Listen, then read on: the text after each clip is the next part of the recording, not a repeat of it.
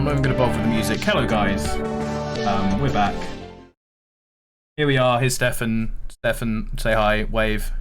Hi, we are back. Hello, we are back. You don't get my webcam anymore because I've turned off everything I possibly can that might be taking any of my bandwidth. So I'm just a black square. Hello, I'm black square. We're going to Paul Ricard. Everyone hates Paul Ricard. I don't think it's that bad. And let's go. Let's get into the game. Nice and efficient because qualifying is already underway. And that's how we start a stream, easy, quick, and simple. Yeah, that's a speed run of the stream start. We'll have a look at the timetable to start off. This is, of course, the amateur split of ACCSS. We're running this every weekend. If you are new here, thank you. It's normally, my internet doesn't normally screw me quite this bad. So, the first half of qualifying is underway, and this is the amateurs going out first. We have amateurs in the amateur split. It's very confusing. We're definitely going to at least change the names next season. So, let's think of this as the bronze split. I think the suggestion of bronze, silver, and gold with AMs and pros in each works well. So far, out of our AMs, Daniel Duret is in the lead, as he was last time with, or at least early on last time, in the Lamborghini. It's a good track for the Lamborghini. Any other names that interest you in this list, Stefan? Well, definitely the Lamborghini, I think, is just really at home because you have this long straight, which is, I think, nearly 2 kilometers? I think it's 1.5, 1.8 or something. So no surprise seeing Daniel Duret up there. And my eyes, again, I have to admit, are actually on Tweedy in his Freezer Aston Martin because he was doing a really great job in the first round. And again, as well on guys like Birch in the Ferrari, I think we also should keep an eye on. So, and of course, the fan favorite Maninka, which is still not in the list as he has to wait in the pits. So definitely somebody to keep also our eyes on. Absolutely. A lot of interesting people in the split. We've got some very fast newcomers who are coming in and setting some good pace as we watch Tweedy heading down that long Paul Ricard straight in his fantastic livery, up reasonably far in his time so far. Isn't doing the isn't as high up in the list as he was last time, but he did tell me that it being his sort of first proper online race, he did put a lot of time into practicing to that race, as a lot of our drivers always do for the first race of the season.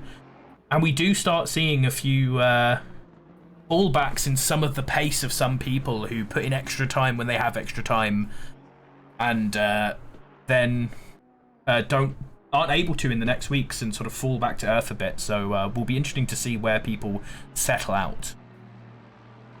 I mean, I have to say that I spent quite some time in the last days on the practice server, and it was always somebody on there and always somebody practicing and trying, and especially later in the evenings, people were pushing each other and, you know, checking the time. So it was not maybe quite as busy as it was in the first round with Kyalami, but it's definitely with people not liking Paul Ricard, I think it has been definitely a big motivator to get on the server and practice the track to not make a fool out of yourself in the race.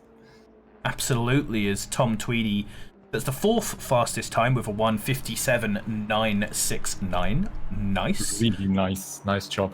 A lot of good times in the 57. I've got to say, I do, as I said, not think Paul Ricard is as bad as people set out to be. I think it being ugly gives it an extra bad rap for how bad it is.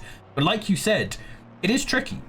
And it's a track that's quite unlike a lot of other tracks, where a lot of other tracks are about sort of keeping the car stable and really going hard into the corners. This track is a lot about understeer and washing out wide and keeping momentum through these long winding corners, which is really not something I think that people get too much practice at on other tracks in this game. Yes, exactly. And the other additional challenge at Paul Ricard is the track limits, which I experienced myself during the practices. It's in some parts of the track really unclear as how far you can really abuse the track limits, and sometimes you just get surprised and the engineer tells you you have exceeded the track limits, time is invalid, and you're like, what?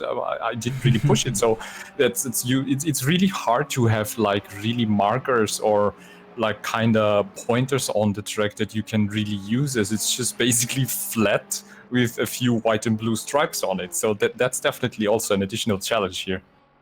Absolutely. A lot of the tracks, especially ACC, does a very good job of, even, you know, where there aren't normally good markers, of making sure there are the right, you know, meter boards for the corners and such, and little changes of color on the curbs, that there's always some sort of marker.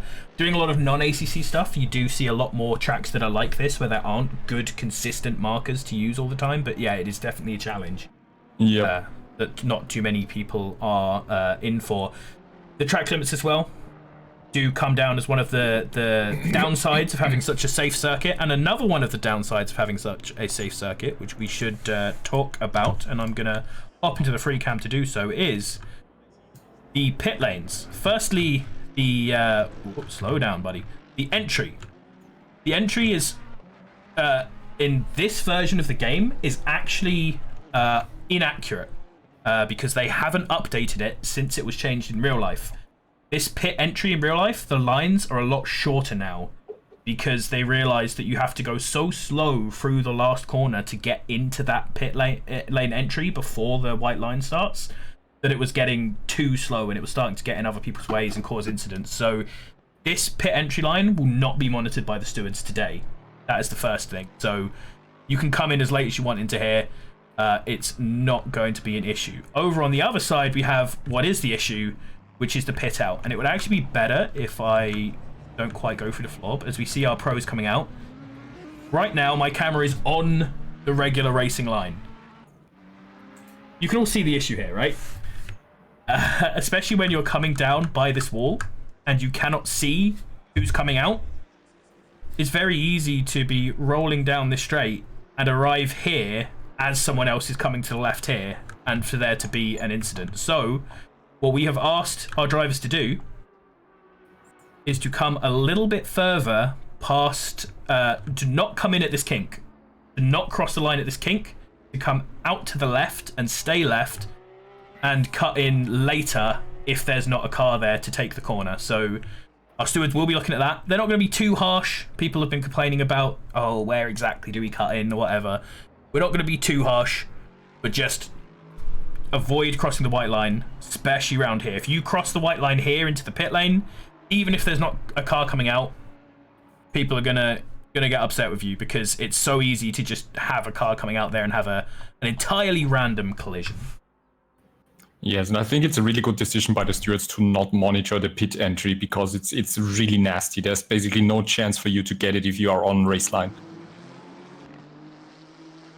I set myself back up. We can sit on board with the first car on track, which is Pavel Aronovich.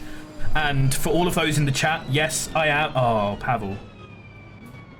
Pavel's been watching me drive this track too much, because that's something I do all the time. Taking the shortcut, right? Yeah, he sort of missed his braking there. So let's hop on with, I believe that's Dan Terry, who is now the first, as we come down here to the second corner.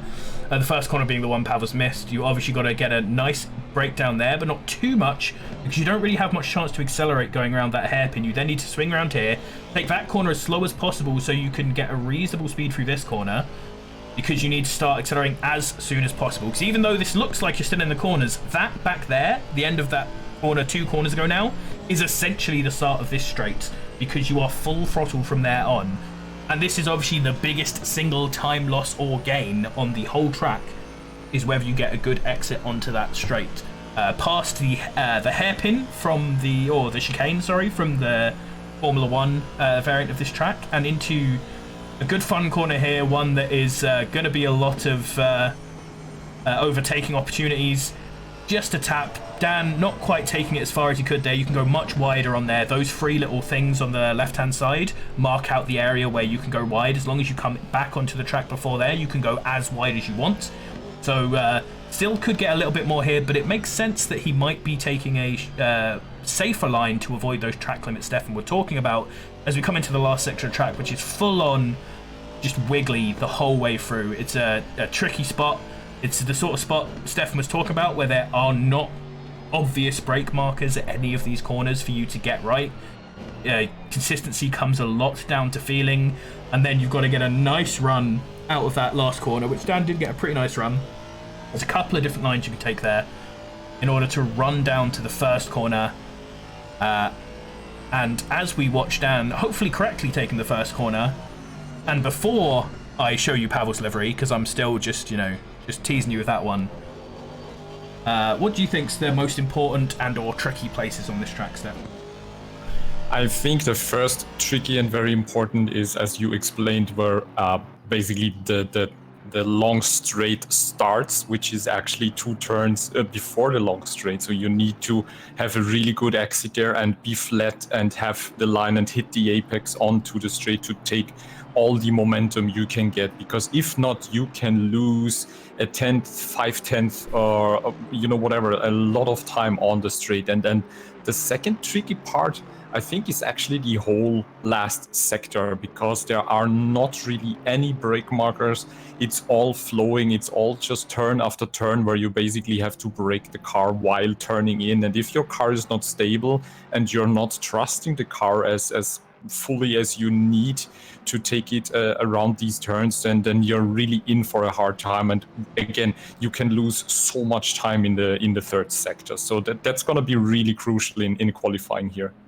Yeah, this is definitely a track which sort of relies slightly more heavily on having a good setup than some other tracks, because you do need to have as low grip as possible to get the advantage up that straight. But as you said, have a good run through the last sector. So yeah, it basically all comes down to focusing solely on mechanical grip, because you want to have as less drag, as less aerodynamic downforce as possible to get the most out of on the long straight. And that's really tricky, especially for the beginners here in the amateur split who are not that into setting up and physics of the car. So it's also a benefit if you have a car that's already using an aggressive preset that kinda benefits your driving style and the track.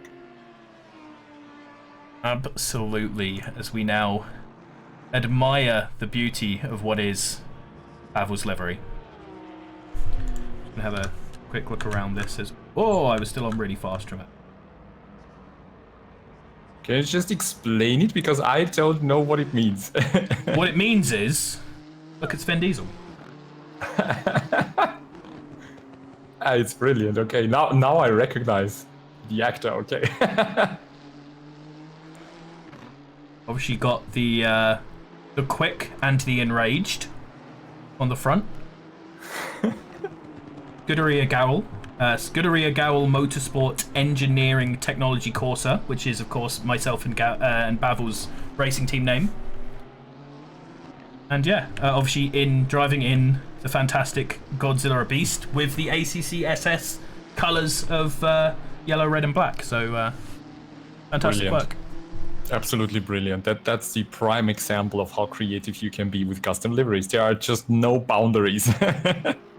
And as we make fun of his livery, he is actually setting a decent time, because he is 4th right now, with a 1:57.2 as he weaves his way down the straight. Chowdhury, Kalpesh Chowdhury, is 1st position with a 1:57 flat. Very impressively, followed by Daniel Durat, who we were talking about earlier, in the Lamborghini. Both of those still AM-split drivers. So, and we have seen from last week, this was the split where there was the least obvious difference between, I think, the two classes within our split. Yep, definitely. We have some pretty fast drivers classed as amateurs who will pretty surely be upgraded into the next... probably next split, even if they keep up these brilliant times. Yeah, absolutely, definitely. And I think that's always going to happen, is obviously when you're not sure how fast people are going to be when they're new, unless they show incredible pace at brands, they're often going to get put into But we don't have anyone who's too incredibly outscoring everyone. We have a lot of good guys here, which is great to see, unless, like me, you are slow and would like more slow people to race against. But we just watched Paul Krampf take a fantastic lap that he just set a 1:57.2. And Ollie Moss, actually, you were just talking a little while ago about how important that exit was, and Ollie Moss was up almost half a second on his lap time, but lost it all running onto the straight. Yeah, as predicted, up to like 5 or even 6 tenths if you have a really bad exit onto the straight, and that's just really crazy. And in the meantime, actually, it was Griffel in the McLaren setting in a 1:56.7, so another 3 tenths quicker than Chowdhury in the Bentley from the AM split. So really crazy lap times here in the amateur split, I have to say. Absolutely, as a lot of these guys who are at the top of Pro are starting to make a bit of an improvement. Powell, Paul Krampf, and Andrew Hearn all on improvements, as Antti Maninka jumps to the top of the times table with a 1:56.6, fastest time of the evening, and the second person to get under 1:57. Nice. I think is anyone from the Maninka fan club in the chat? Let's hear some applause, please. We hopefully will have some, as we always seem to. Pavel coming through the last sector is only gaining time through here, so this is going to be a really big jump up to the top. Just in the end of this sector, he's not quite keeping up the pace, but if he can gain a little bit through a good exit in this last corner, he could be right up the top for pole. He's doing it so far. It's a really good entry, and he's held it. That was a fantastic last corner, and this is going to be pole position for Pavel Aronovich.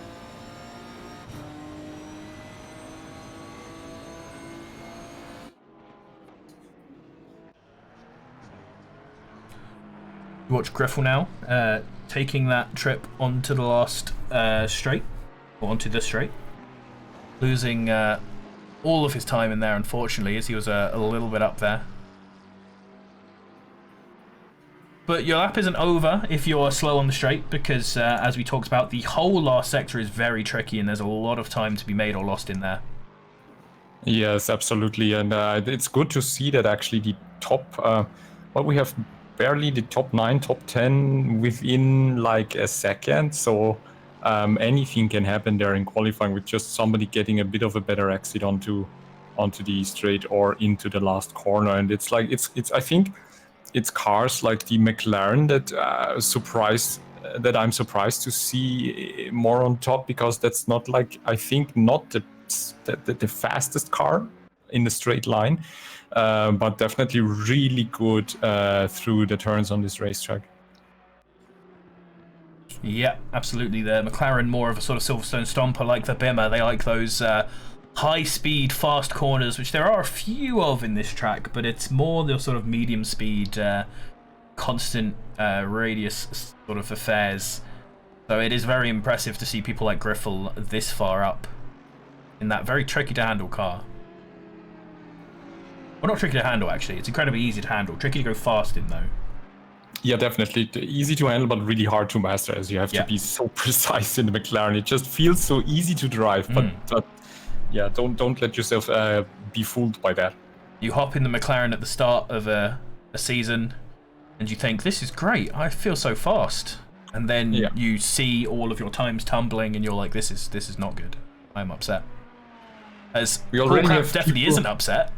Yeah, he's pushing so close. Yeah, 3 thousandths per second behind Pavel. That was just, that 1 millimeter on the straight, maybe, that you could have braked later. Oh yeah.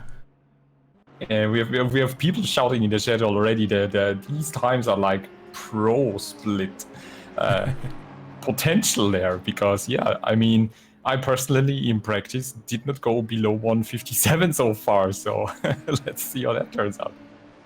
A lot of people being very impressive in this split. We finally got more of the pros above the AMs, which is nice to see.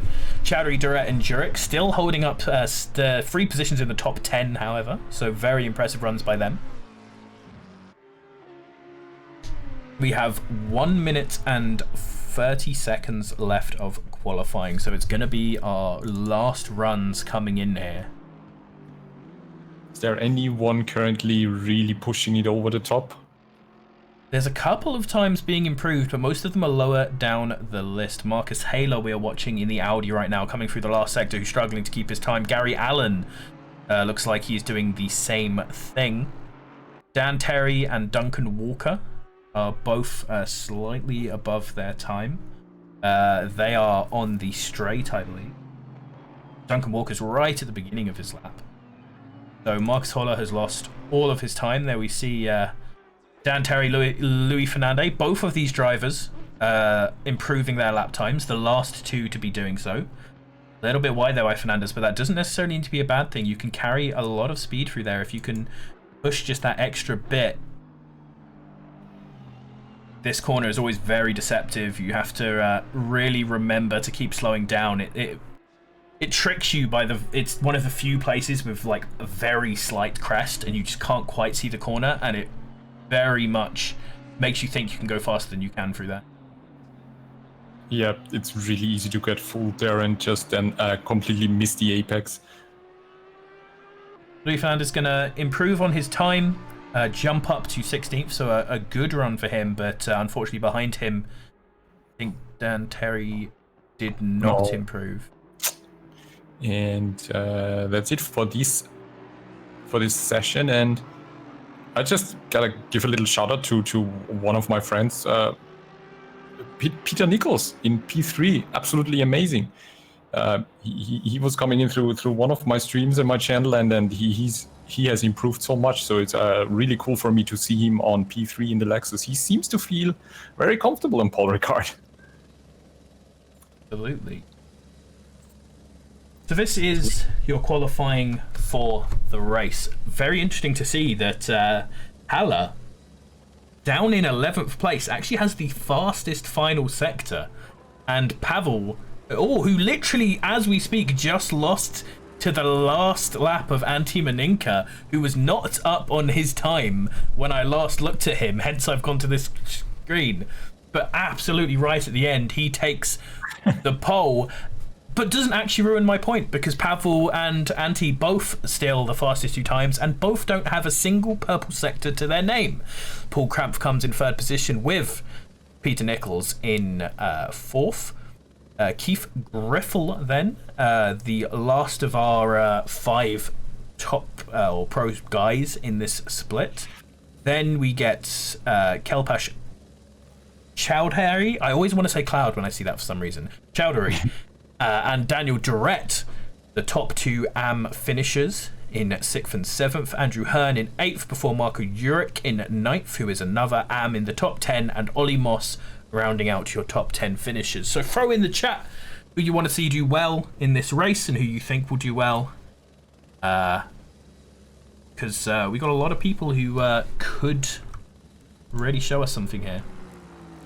I was just thinking while you were putting up the timetable, I was like, there's still some guys on the flying left, so that's gonna be a surprise maybe, and it definitely happened there. I saw Antti lose all of his time going onto the straight and was like, it's done. Done. Yeah, and then it's just really the last sector. It's just when you just manage to really hit it, it's just incredible how much time you can gain through the flowing turns there.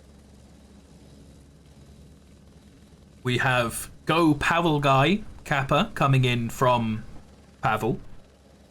We have Alvarado, some hype for Nicholas Alvarado, who is very clearly not in this split. Very fast guy, but not here. We then have an actual answer, which is I want Aronovich to beat Antti because go Nissan. Is he the only Nissan in this field? He may be. That's the spirit. Oh, there is David Wirch, who is in the Nissan as well, down in 37. That's interesting, because he isn't... David Wirch is very close to Pavel's pace on Silverstone in iRacing, which is, random fact to know, but we're meant to be doing an endurance race there, and so I'm surprised to see them so far away in this game, but Pavel has very much taken to that Nissan. Surprisingly nice car. I started driving it recently with him, and both of us, we actually picked it as a meme because we were just picking meme cars in our tests, and it was actually really nice, super fantastic. You're not a driver of many different cars, are you? My knowledge. I would love to, but trying to be faster and be more competitive, you just can't afford to drive different cars.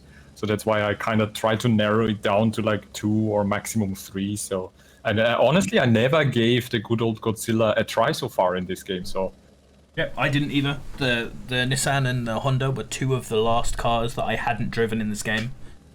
And it's been good so far. So never know. Maybe I will like the Honda as well.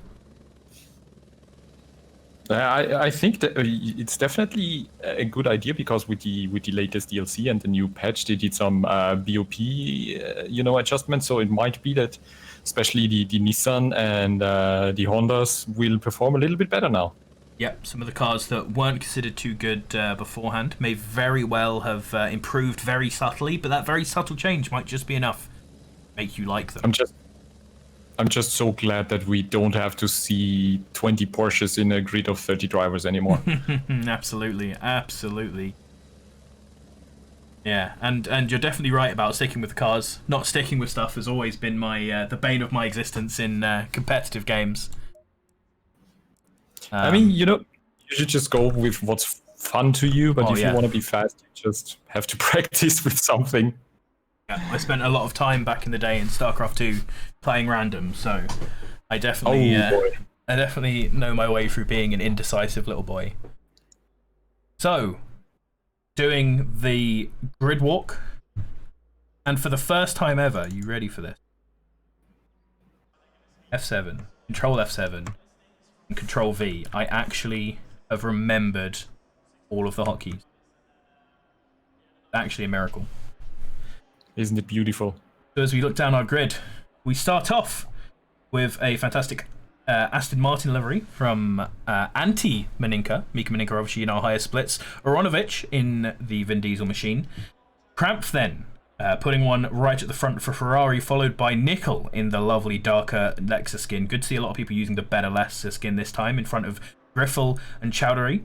Chowdhury, big Bentley boy right at the front. Good. We haven't seen too many Bentleys doing super well recently, so it's very nice to see. We then have Duret in the Lamborghini, followed by Hearn in the McLaren. Jurek in the first of the Hondas, followed by Terry in, I believe, the first of the Aston Martins, actually. Not doing too well, but we're going to see a lot more of them. Moss and Haller on the next run, representing Audi. Tweedy in another fantastic Aston Martin skin. A lot of good Aston Martin skins here, with Long in the Pringles Ferrari. Allen and Fernandez hit the row behind them before Bradfield, the first of the AMGs, and Walker, I believe the first of the Porsches, right ahead of his compatriot Strom. Herzat, Huick, Smeets, Turner, and Van der Heck as we roll down the order. Lovely Pepsi Max livery there. Before Groundhoffer, Chardonnans, Burrick, Smith, Webb, an empty slot where someone has clearly disconnected accidentally. Hopkins, Burnswood, Morgan, Von Glan, Otley, another empty slot, so I'm not the only one with internet issues today. Wirch, Louis, Gray, Bottomley, and Fernandez in this lovely Mercedes to round out our split. Really, a bunch of great custom liveries in there. I just love looking at those. What's kind of your favorite, Gareth? What's your favorite custom livery for today? My favorite is still. I mean, I'm actually a big fan of this Nissan, which I believe is David Wirch's Nissan. This is really nice. This is one of those just looks like a real livery. This might even be an in-game livery. And actually, no, it's definitely not because I looked through all of them. There's barely any in-game Nissan liveries, and it upset me. But this is fantastic. That Porsche, I don't particularly like it, but it looks like Pikachu. I just wanted to point that out. That is filth. Move down the field. I quite like this Bentley. This Bentley's nice. Pretty simple, but it's nice. This the Pepsi Max Merc's quite nice. That's nice. Oh, that's sort of like the old Lotus, like John Player liveries. Yeah. But for me, got to be the Freezermobile. The Freezermobile, yeah, absolutely right. It's a brilliant thing. Fantastic. Good livery, good reference. Got Shenron on the top. Looking at Shenron upside down. It's fantastic. I love it. I quite like this as well. I do have to give a shout out to this. I believe This was made by the same guy who made a lot of our ACCSS liveries. I cannot remember who he is, but someone asked Dan about it, and he'll give him a shout out because he made us a lot of good liveries when we first started doing this.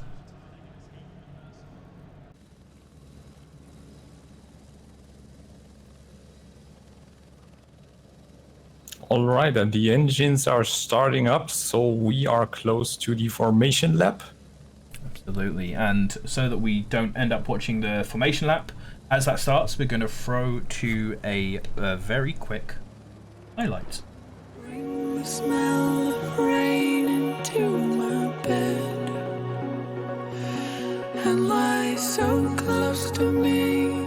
You could be inside my head. Maybe it's a once in a lifetime kind of thing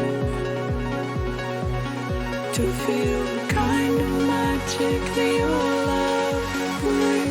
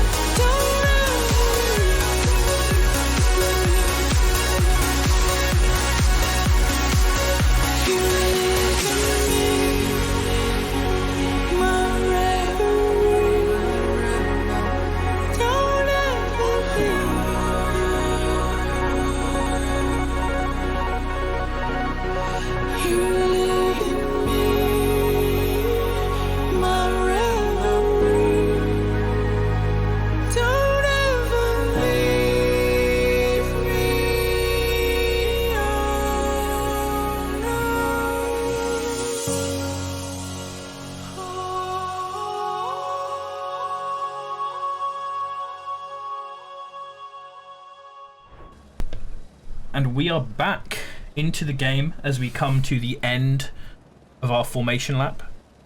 They're coming down the straight now. We can see a little bit of mix up in this. A lot of people not quite got the start right. You can see that Anti-Monica right at the front is starting very far forward. Got a good run there. A couple of people at the back not getting a great run. This is causing some free wides further down the order, but Pavel got on the accelerator right at the first point there. Is up by the side of Monica, going into first corner, going a little bit wide, but not going quite as far as he went in the practice. And Dan actually taps the Lamborghini there, throws him around, and that has caused a big crash at the front. This is what can happen on Paul Ricard, and the reason it happens is because if you crash in the first corner, you often end up basically spinning into the third corner, or the second corner, whichever the numbers specifically are. And we get more and more cars punting into each other as they are struggling to get back on track and, you know, kind of try and benefit of the disaster, but that just opens up the possibilities to even more crashes. Absolutely, as Pavel has not managed to make it past Maninka, and Maninka is getting a decent lead off on this straight. Slipstream not super strong in ACC, but this, along with Kemmel, is one of the places that definitely shows you what can happen there. So our order early on is Maninka, who actually got a drive-through for the start, followed by Pavel Aronovich, Paul Krampf, Peter Nichols, Kalpesh Chowdhury going very wide there. Might have actually got a cut for that because he crushed those banners that are meant to show you where to come in by. But making sure he tries to get back in. Fernandez with a 5-second penalty already as well, just slightly further down the order. We had some first really duels in the drag of each other on the long straight. You could see people really fighting to overtake each other, but nobody giving an inch. And I think it resulted in even someone else spinning on the straight, unfortunately, but I just couldn't make out which car it was, unfortunately. Oh, absolutely. You've got a great little fight here. A bit of a tap there coming in as the McLaren goes too wide into that corner. That's allowed Dan Terry to shoot off from this pack, and the McLaren has started to fall behind both the other Aston of Adam, and actually manages to keep the Mercedes there, just getting a tighter line for that corner and going for a dive into the last corner as well. That was aggro, but he makes it work, doesn't wash wide, doesn't take out the Aston, so good job there, as now the Mercedes with its incredible grunt is going to really challenge the Aston here. It's got the inside line, so he's going to come into the advantage on the corner there. All of our drivers doing well, avoiding that pit exit line, so good job there from them, and the Aston has got past and now or has stayed ahead, and now the Mercedes is actually getting threatened from behind by the Aston Martin of our favourite Tom Tweedy, who's sort of looks there a little bit towards the hairpin, but that's a very dangerous place to dive in, and he rightfully backs out. There are a bunch of really bold moves in the first 3 minutes, so I'm really surprised by well, I don't want to call it aggressiveness, but some of the guys are really motivated to just try and push and make up some positions. Absolutely, and as you say that, Pavel gets the dive down to the inside for Antti, just having a nice Nissan grunt on the straight. The Nissan's in real life being very good on the straights, and it seems to be coming true in the simulator as well, as he hangs it round. The Aston tries to hang it around the outside, but the inside line just prevails. You can see there the extra speed that the Aston has for taking that wider line, and he's going to use that to try and dive into the middle on this, and he's got it, but he's got a little bit wide. He might have gone too far into there, off of the track. He's going to try to come back on. Pavel gives him just enough space, and they're side by side heading down to the last couple of corners here, and this scrap is allowing this Ferrari to sort of catch up behind them a little bit. This is Paul Krampf.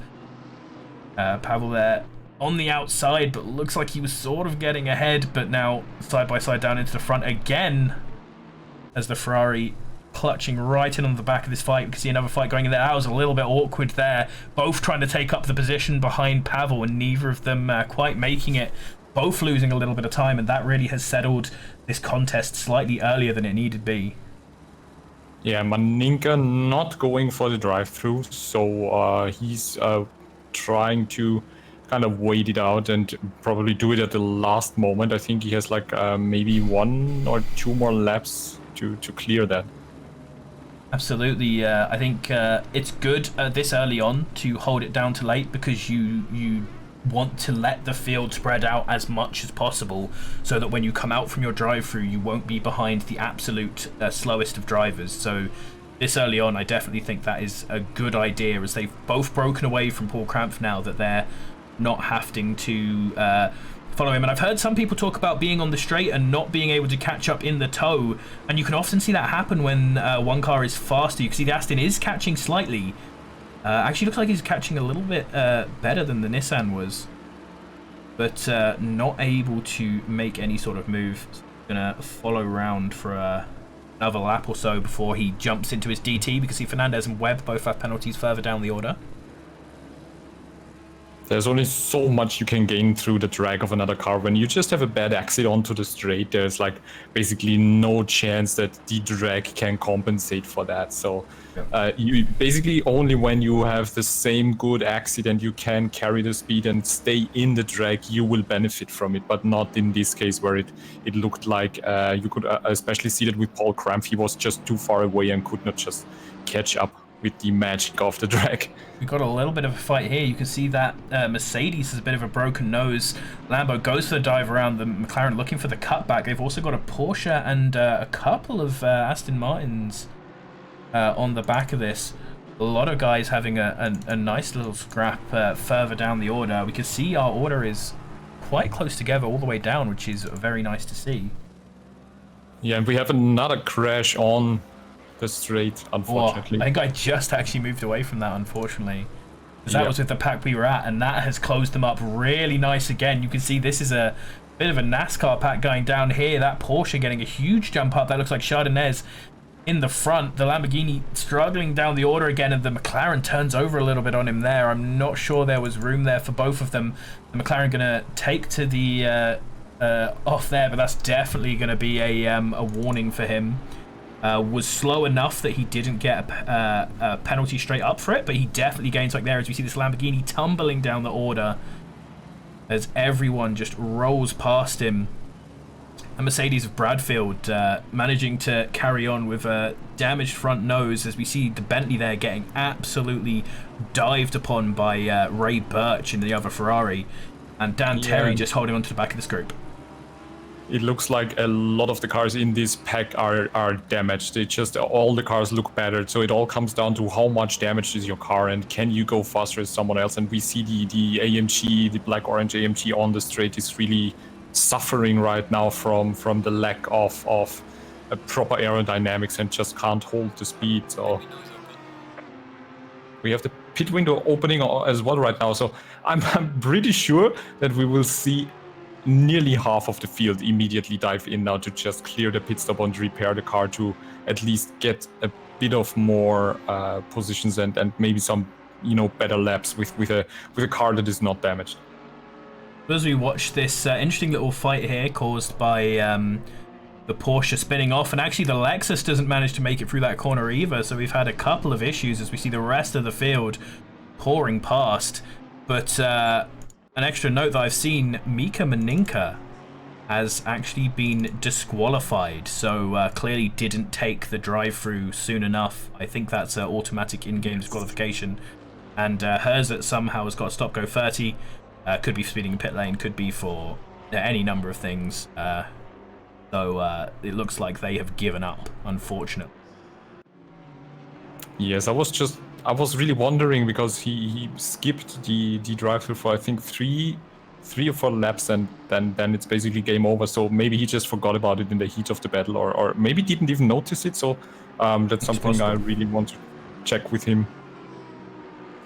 Possible. Could be. There's a lot of people who do race with sort of minimal HUD, or even race in VR, where getting a good HUD can be pretty tricky. I don't know Anti's situation, but yeah, we'll hopefully find out what happened there at some point. Hopefully Anti is back for the next race and having some fun as we watch. We can see, you can see on the map there, I can actually blow it up for you, that we've got this sort of pack at the front from 191 to 977 that are really the people who stayed out of accidents and have been putting up a better pace. Then there's a couple of dotted round drivers who look like some of the slightly slower drivers perhaps, who didn't get killed. And then we have the big packs near the back of people who did get killed, as we see a ton of people in the pits. Yeah, as expected, a lot of drivers were immediately heading into the pit to get their cars repaired and then clear that mandatory pit stop, get out on track, and hopefully set a few quick laps and improve their position. Absolutely. If you're in that pack of damaged drivers who are right at the back, if you can get out of that pack, that will only help you be able to set cleaner laps with less incidents, especially on a track like this where, as you said, you can take so many different lines through some of these corners. There'll be people going wide, people going tight. See there, people coming out the pit lane. Very good job from everyone to not get in the way. And Pavel now has quite a decent lead of this race because Crumph isn't too far behind. He was quite on the pace of those two at the start. So now that Antti is out of the question, it's really come down between these two if Paul can catch up. And Haller coming in afterwards with the fastest number 3 in qualifying, trying to grab onto the back of this fight for first.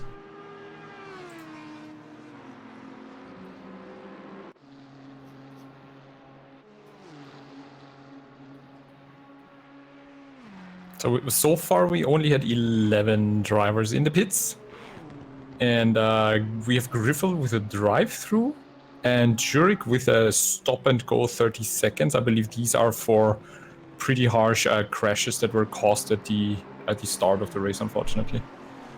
Absolutely. As a reminder, we are a rookie series, and therefore, even though it is normal to be lenient with first corner incidents, we are slightly harsher because we want to teach people to be careful on first laps, because a lot of first lap incidents can be caused by just careless behavior.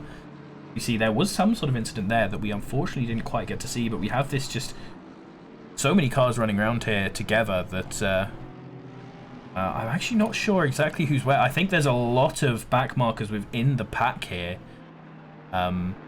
yes, because people have pit so early. Yes, pretty sure, because of this huge midfield pack was, or like backmarker pack that was all damaged cars that pitted early are now being overtaken and lapped, and that's making everything a bit more confusing right now. Absolutely. This definitely does not look like the track map of a series where half the field has pit, because they're all so close together. As we see a few more people diving into the pit lane. Ollie Moss. It's actually a good call from Ollie, and it could be something that we see a few more of our people at the front do. For example, Walker in this Porsche. Actually, he's right behind Long, but if you do catch yourself behind a back marker, they're just coming up behind the Mercedes, who's right down the back of the field, of Bradfield. If you do start getting caught behind a back marker, it might be easier than passing them to just dive into the pits and get that out of the way early.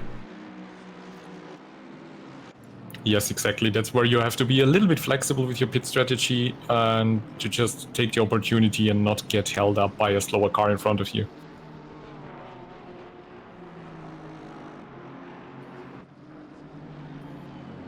Absolutely, as we watch now Herza in the McLaren chasing down Marco Jurek. Actually is the next car up from him, so just got to get past the back marker there. It's Honda. You can see there Pavel again getting past Jurek. So laps on laps on laps in this race as people all over the field are trying to get past each other. And I think we have Maninka in Twitch that's saying, I don't know why the game decided to give me the drive-through from the very beginning. So yeah, that definitely happened automatically. So reason for that most of the time can only be if you were a little bit too quick, like over 70. I can very much relate to Maninka here, and very much say it is absolutely because you were too far forward. This is one of my pet peeves of this game, that the UI in certain areas can be really bad, and one of the areas where it's worst is on the starts, because it takes away your little green box to show you where you are. And so if you just come through the last corner where it goes away and you're a little bit over, you can actually stick perfectly to the speed limit it gives you and still be outside your box. And it won't adjust the speed limit to get you back into your box. And so at that point, there's just no way to know if you didn't see that you were outside of your box. We did mention that he seemed very far ahead of Pavel at the start there. Pavel isn't normally one to make bad starts, so I'd be pretty sure that is what happened. Yes, and that's really unfortunately, because absolutely. I think we were absolutely set for a very exciting duel up the front. And yeah, so but there is, as always, the second chance, the second race to make up for everything. I've got to say, I love these cameras that we're about to see. Hopefully I've picked a good group. When you get a good large group of cars on this straight, just the still cameras that we're about to get to, they're fantastic. and then up until the corner. See Kristen Smith having a move done on him there by David Welch in the Lexus, and another move coming down here of the Aston Martin onto the Porsche.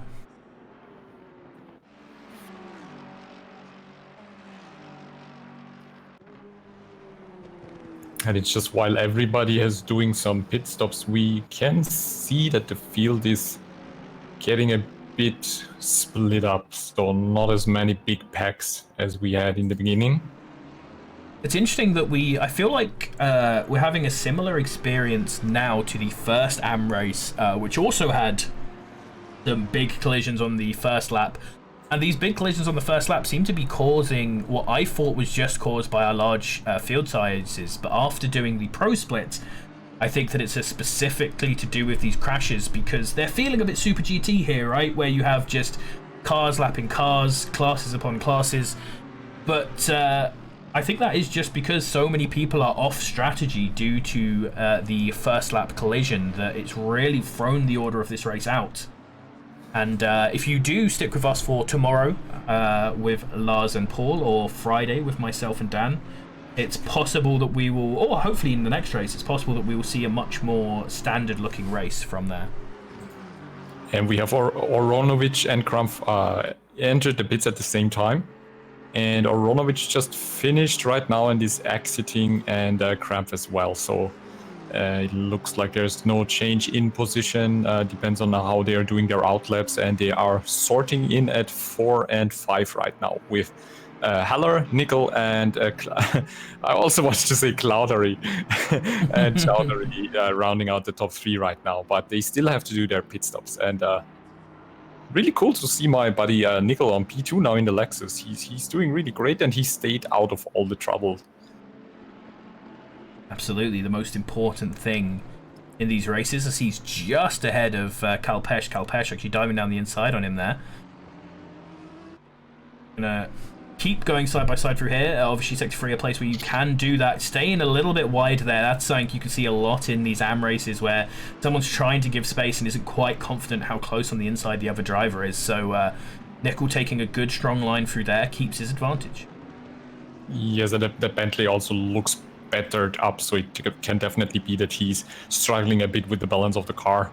When some of these aerodynamic parts are a bit damaged, it can totally unsettle your car. And I think Nichols just dived into the pits right now. Yep, yes, exactly. You can, and I was going to mention anyone watching on the stream can see by how slowly he entered the pits there exactly why we said you could ignore that pit line, because he actually slowed down to follow the pit line correctly.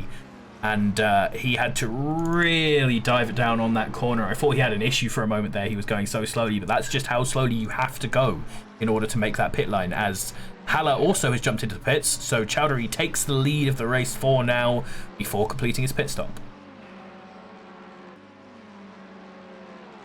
Those cameras that I love are so nice without the UI, but every time I accidentally get on one of them with the UI on, they just don't show anything. It annoys me.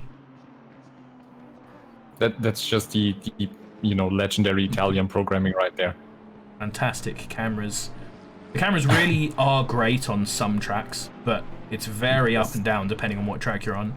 And unfortunately, unlike AC, we can't have modders going around fixing. And I'm just waiting to get a fully fledged photo mode like they are in like games like Death Stranding and the new Cyberpunk game. I mean, this game is absolutely it's gorgeous, it's the game to have a photo mode in there. So it's just really a shame that there is no fully fledged photo mode to do cool photos and mess with the blur and everything. So I hope they would find some time to do something like that. Absolutely, as it looks like the Porsche had a little bit of a moment there coming out of the last corner. Yeah, you can see there Fernandez actually, it seems like he lifted a little bit there to let the Porsche up. Unless that was just gearing, that could be just gearing, but that was a big leap to be gearing, as he's really tried not to do it there, but actually just tapped the Porsche in the back. Luckily for them, neither of them had an issue there, but it did seem like Fernandez was going slightly faster on that straight, so just in the braking zone had a lot more to do. He gave the Porsche a very, very good nudge and pushed him ahead. Boost. The Porsche feels like he just picked up a power-up there. Yeah, he found the NOS button.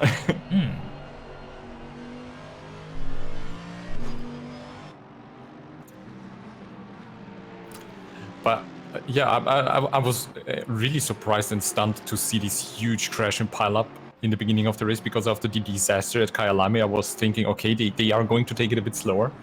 But with 39 people on the grid and so many cars lining up, it's just usually, it is enough for a little lag or a little network glitch or something. And you never know. It just can happen so quickly in a field that is that has such a high density.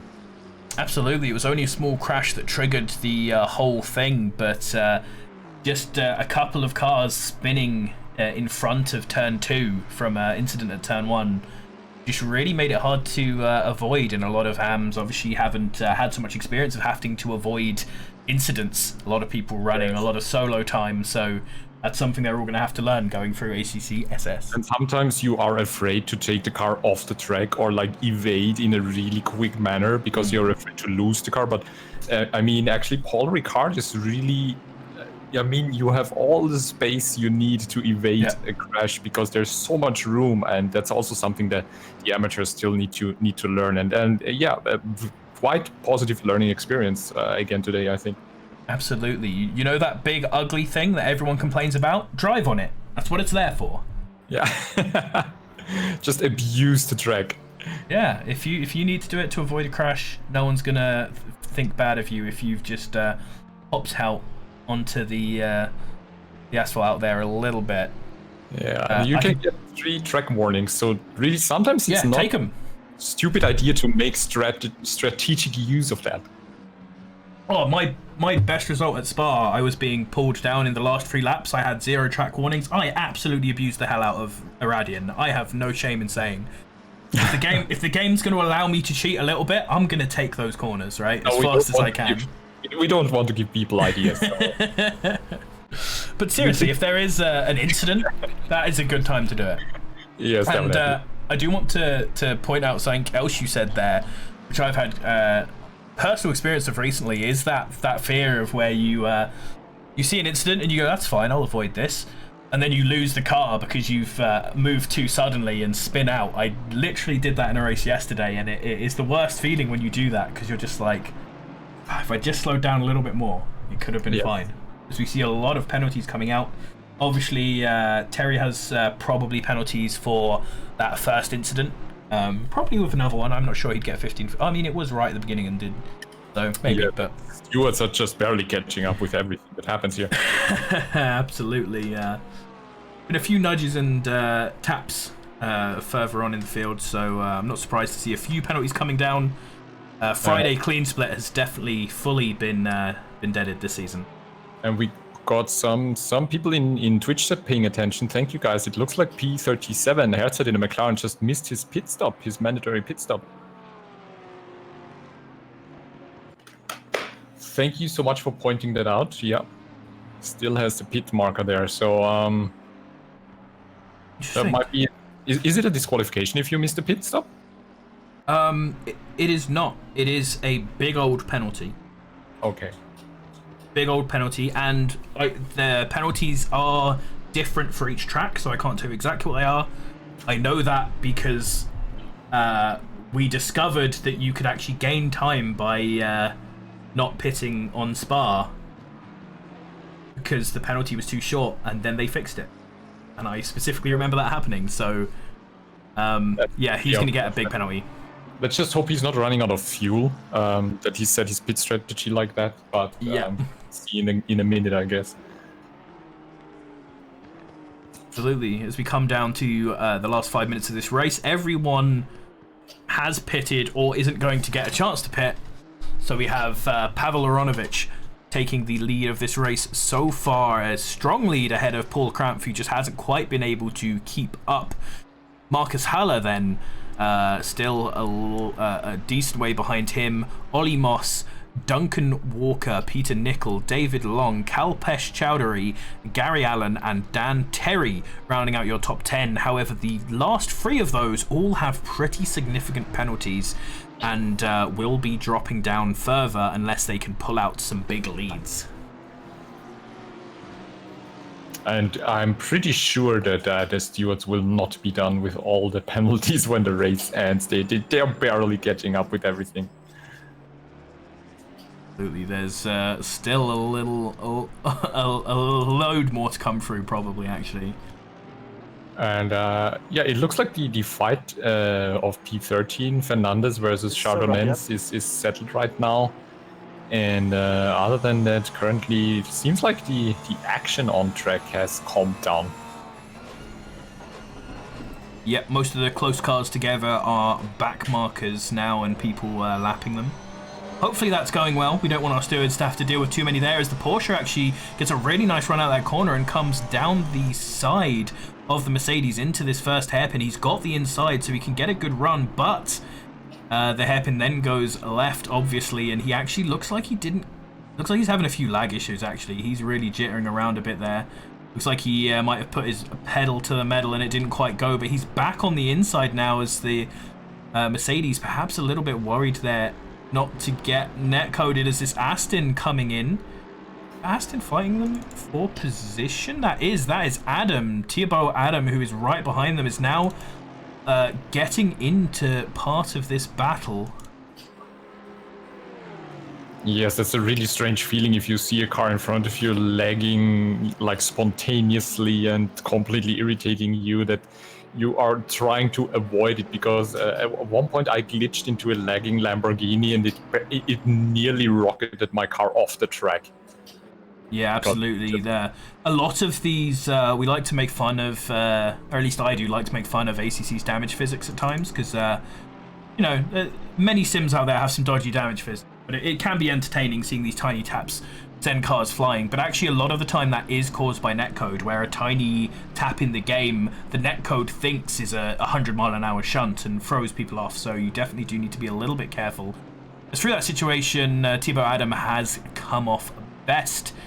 He has the fastest lap time out of all of those three by a decent margin, so it seems like he is faster, but must have gotten some incidents earlier on and is now starting to pull away from those two as Ferdinand is back in behind the Porsche.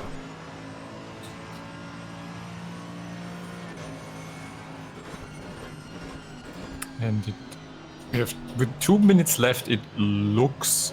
Well, I don't want to say anything, but it looks like most of the fights are settled. We just have still Walker in the Porsche and Nickel in the Lexus trying to battle it out, but looks like Peter Nichols is starting to slow down a tiny bit with the Lexus. And other than that, currently pretty quiet on track, I have to say. Again, this can be one of those circuits where a driver who is like Nichols is very slightly slower than Duncan Walker ahead of him on that last lap, but sometimes you can do that, and the draft is just enough to keep you in contention, as David Long also coming into this little 3-point battle for fifth as Pavel enters the final lap. I just wanted to say that with Nickel just seemingly slowing down a little bit, Long is now getting into contention, so we are now on the last lap, I think, if I heard it correctly from the engineer. So it's all about now not making a mistake, you know, just hitting every apex, getting all the momentum on the long straight and not mess it up, because if you do mess it up, then you will lose the position to the car behind you. Absolutely.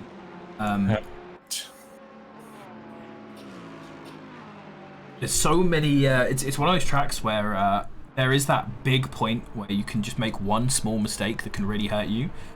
And then also, obviously, the last sector can be a lot of small mistakes that can change the complexion of the race.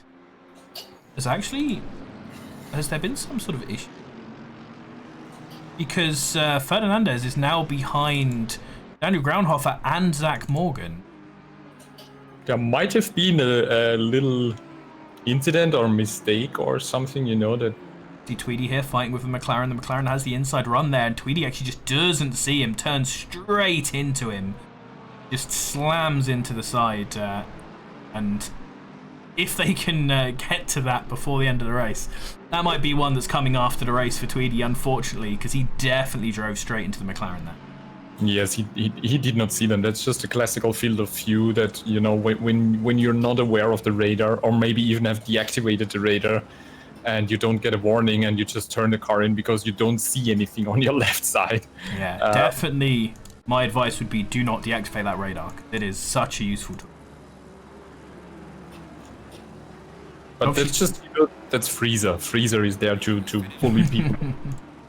As Recon in Twitch chat is stating correctly. Yeah. He's just role-playing his livery as Pavel takes a celebratory no-rules lap, by the looks of it, after he's finished the race. Screw the track limits. Just use the airfield. So Paul Krampf, Marcus Haller, Ollie Moss have also all completed their laps. Duncan Walker and Paul Nichols coming on as David Long comes in just ahead of Kalpesh Chowdhury. Daniel Terry obviously also going to complete the lap. However, we're going to have to wait a little bit to see how this turns out. Yes. Because obviously there are a ton of penalties coming in. Yeah, so we just have to wait and see until everybody crosses the finish line and this the session ends. Then we will see the results, and I'm pretty sure there will be a lot of post race stewarding still happening. But I'm already hyped for race number 2.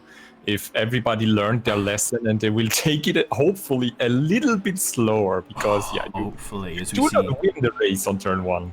Meets and Storm now fighting out for the last position to be decided, as everyone behind them has been lapped. So these two still giving a little run there. Smeets was a little bit wide into that big fast corner at the end of the straights, and that has put him under pressure from the Porsche here, who's running in on the last lap. Try and just snatch that last place. He has basically one last chance to dive it into this hairpin, but he goes a little bit extra wide. Maybe hoping that the Audi would go extra hard to defend. They too are going to cross the line. Nice. That was a really nice finish, and that settles it. Do we have someone else on track? No, everybody's getting back into pits. Everybody across the line. So how do we look?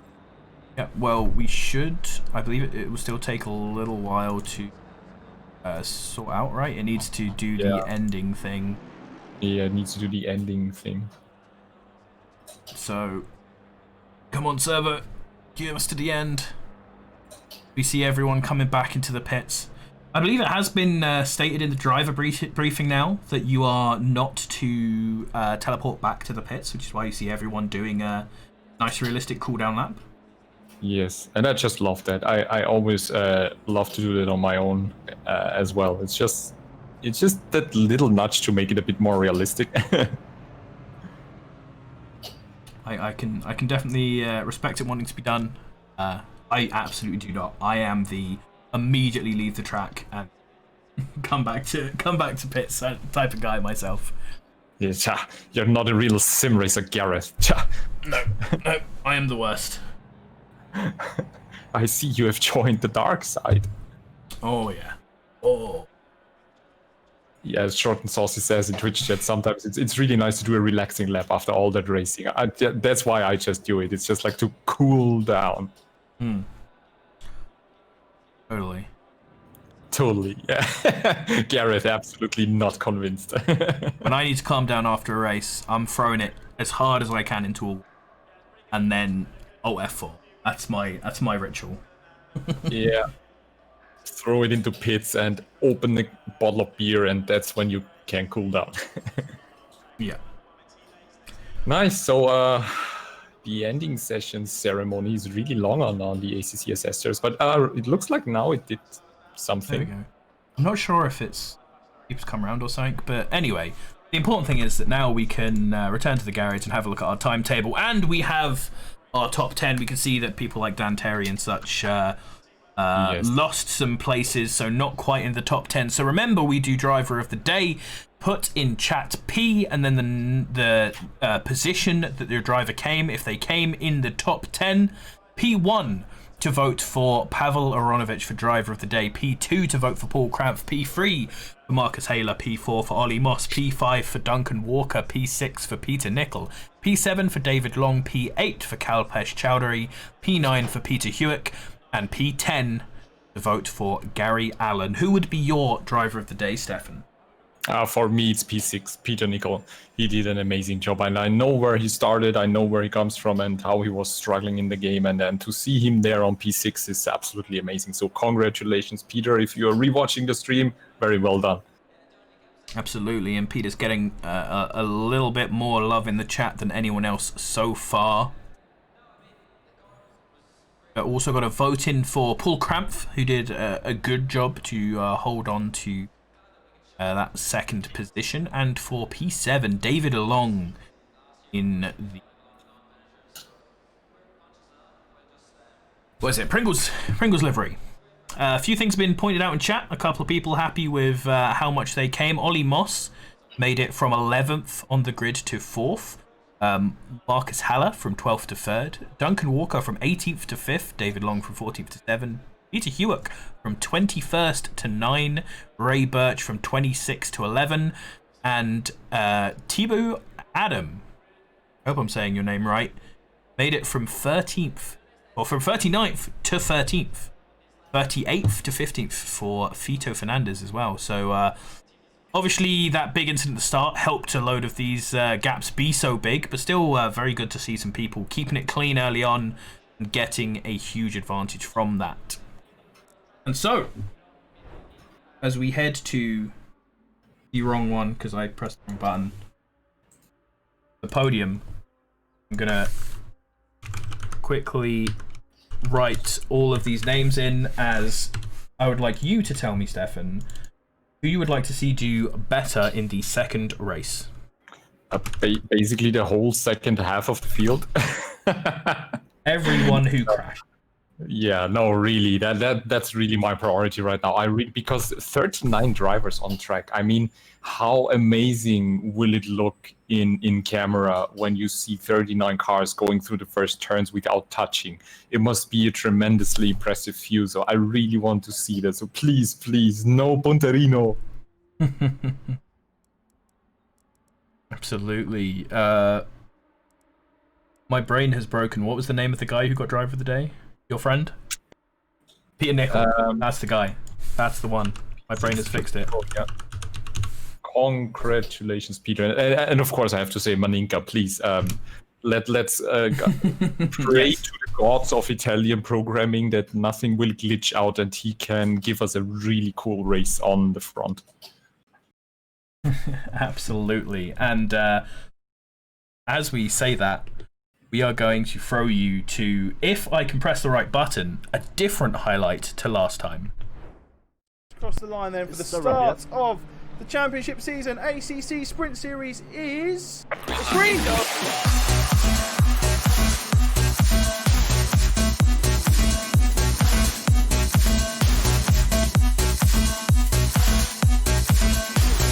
He's in there at the moment. Murphy's going to lose 2 here.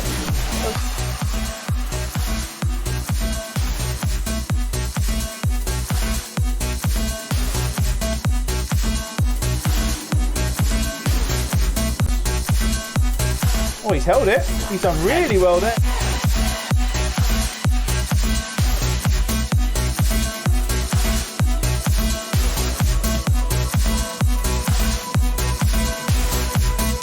The Page has gone for Murphy then. He's gone on the inside of Abbey onto Hangersburg.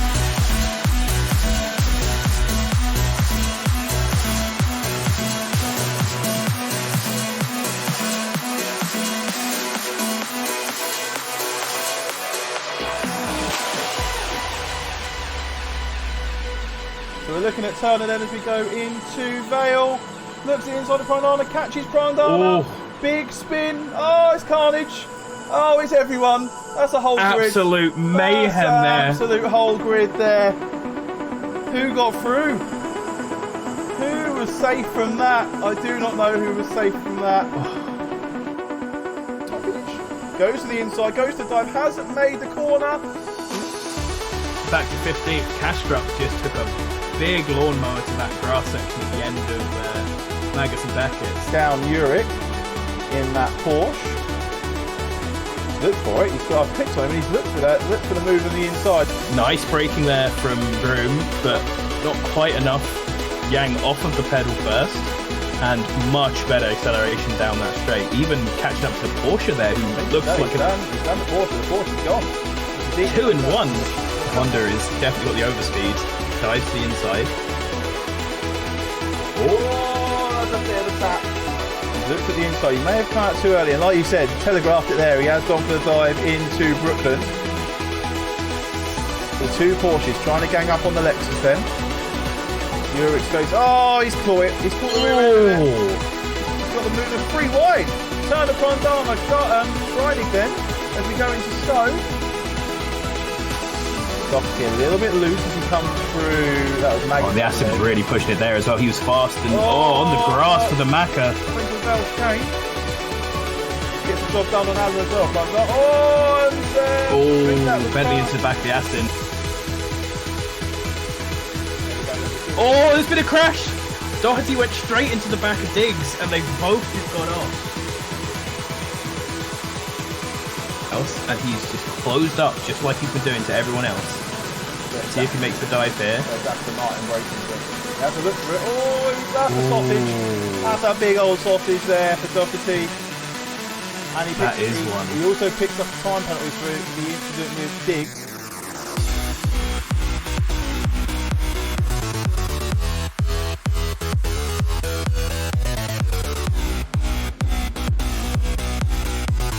Oh, and talking about the opportunity, Graylish just threw his opportunity away.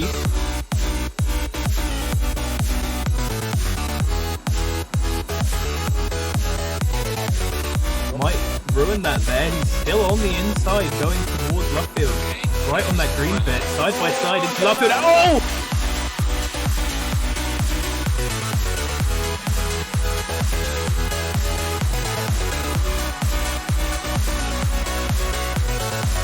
That has been so slow.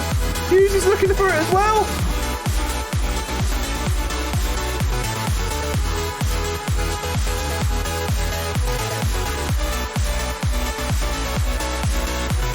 Well, he didn't go for the dive, but he went wide and actually gets himself taken.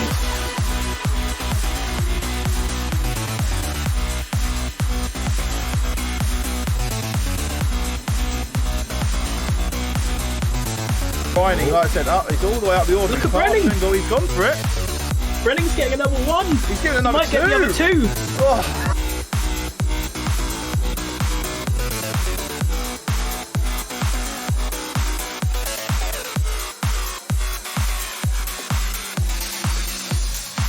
I think is probably going to get out pretty close. He's just about to cross the pit limiter line, so he can just start rolling, but he's real slow.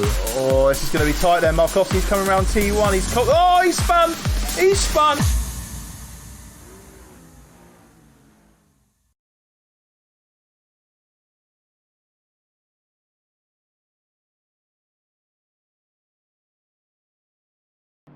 Yeah. Welcome back to there. See, if any of you have used OBS enough, you know exactly what that means. But I'm not going to tell you, but you just all saw something. We're back. We're coming to the end of our formation lap. I have realised, thank you to chat for pointing out, that I got the podium entirely wrong. That's okay, you all clearly knew who actually was on the podium. So yes, everyone is paying attention, so I don't know why you're doing that. So just let's just forget about it. And it's really nice. The sun is setting down, it's getting low, and everybody's finishing the formation lap. Let's hope everybody has heated up the tires and the brake discs and pays extra attention right now on the start. Let's hope that everyone can get a decent start. We don't want to see too many big gaps. And it actually looks like Antti Maninka is so terrified of getting another drive-through that he's just going to start behind Pavel, even though he's first. Yep. He's gone so far the other way because he's scared to get a penalty, bless him, that he's actually going to start right in front of Paul Cramp. And Paul Cramp's going to get an excellent run here. Lamborghini actually, very dangerous move there from that Agimi, going right onto the marbles. So I hope he knows he's out on them because he's going to have a hard time braking as Anti's getting swallowed up by the field beside them. A big lunge from that Aston, and he's going to cause an issue there. Huge hugely not braking enough. The McLaren there running underneath the blue lines, as does happen there, and a cone being bounced around, but seems like we haven't had too many issues further back in the field. Don't see anyone dead yet. It looks like there maybe was a couple of people who did get thrown around, as we've got this huge field of drivers coming into there. A little bit wide there from Andy Manica, and actually getting punted there by the Lamborghini, who was just taking a bit more speed through that corner. Is going to lose his place to Paul Krampf there, as they're coming around onto the straight for the first time of asking. Yes, it looks like we survived the start and just some minor little incidents, but overall looking really clean and really smooth. So we will hopefully be in for some exciting and close racing right now. Absolutely, we definitely don't have as big a gap, although unfortunately Pavel Aranovic is getting a big lead again, because Antti Maninka had such a bad start trying not to have the same thing happen as last time, and then had the crash with the Lamborghini of Duret. It means that Chowdhury is in second, following Aranovic with Moss in third, as we watch slightly further down the field with Gary Allen. Here we go, we have the Aston Martin of Tweedy. Jurek was on the inside there, but he actually backed out, or maybe he didn't back out. Maybe Tweedy just went way too deep into that corner. He's going to lose the position by himself. So good work there, doing the right thing, in fact, by the McLaren. As there's a couple of McLarens having a fight further back as well. That looks like Herzert and Hearn going for it there, getting very close to the Audi in front of them. Is a little tap further back and a spin. So not the huge wreck that we had last time, but some smaller issues. As we now look right at the back of this queue there, you can see Antti Maninka in the Aston Martin, who is falling down the leaderboards, which means that he's made another mistake in the last sector there that's thrown him down again. So clearly not being able quite to clear his head from what's happened. He's driving angry right now. That's just so unfortunate to see. I was so much looking forward for him to redeem himself and do the performance of his life. So that's really unfortunate. Makes me really sad to see such a good driver suffer through a race. Let's just hope he makes it through and can gain a few more positions. Absolutely. Hopefully he can have a big run back through this field, and it can lead us or lead on to some better races throughout the future of this race, as we see plenty of people having a good run on this straight. 3 wide here, as Fernandez and the Audi pushing a little bit in front of the others. You see battles in front and behind here, as we have a ton of drivers going down this main straight. Everybody's trying to get the drag of another car in front to kind of do a pass, and a bunch of cars going wide, and we have an Audi losing control there and spinning around and nearly taking out the green Aston there. Yep, and a Merc spinning in the background as well. That was just when you have too much momentum while slightly braking, slightly tapping the brakes into the right-hander, you can lose the car so easily. So absolutely, as we see the Porsche here of Chardonnay on the outside of an Aston there, just further back. Not quite making it. I can't see what that Aston is. That must be Allen, who's fallen back in the field quite a bit on in that last sector. There's this huge pack now coming around to the front. That Audi getting a little bit loose there coming in. That's the Audi of Otley. Yeah, and it looks like that's where all the action is gonna be in the second race, with a bunch of cars piled up behind each other and trying to outmaneuver each other. So this is going to be very exciting. Groundhoffer was looking for the start there, and it looks like he might have got it. The Audi actually incredibly manages to catch that, but it does put him back into contention with Groundhoffer, although Groundhoffer's going to be on the outside for this corner, as we have a yellow flag at the first corner. Good braking there, though, puts him in, and the Audi has to settle down behind him, and now this Porsche is right on the edge. As we see, it looks like Gary Allen and the Lexus of, I think, Lewis Webb coming together there, going into the hairpin.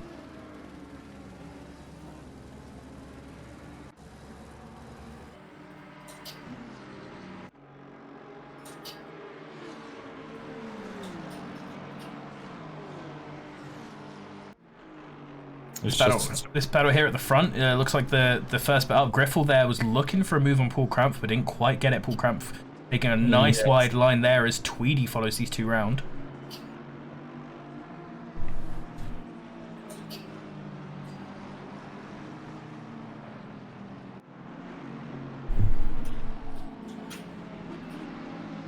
Another car, yellow flag at the end of the straight. Someone's made a mistake there as Tweedy's now having a look on this guy. Porsche car number 16 was flying off at the end of the straight, but I didn't catch what he did there and what went wrong. But I didn't catch that, but the McLaren we were just watching spinning around as I checked back on the stream, he actually got tapped on the back from Tweedy.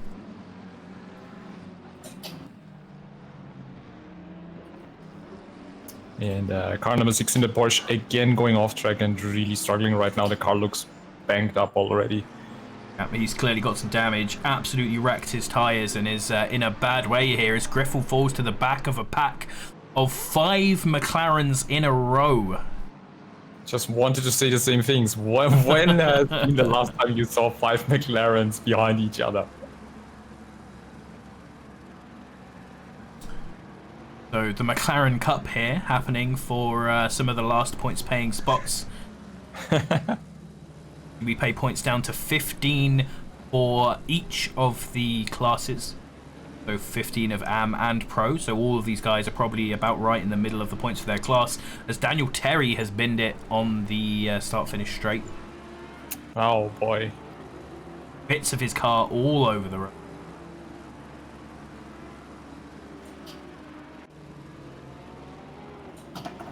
The brake boards are flying through the air. Poor boards. And it's at least it's good to see our top AM drivers, the red flagged numbers, Chowdhury and Durrett and also Tweedy in the top 6 who survived the start and are pushing really good. Absolutely, these are 3 of the drivers we would expect to be up here from the AM split, 3 of the very fast boys there. Followed by Jurek and then 3 McLarens in the AM split. Having a decent race right now. And Le pit window is opening. Absolutely, and you can see this time, because we didn't have that huge shunt at the beginning, we had a lot of smaller incidents that have only thrown a few people back a little way. You actually have a much more normal field coming into the middle section of this race.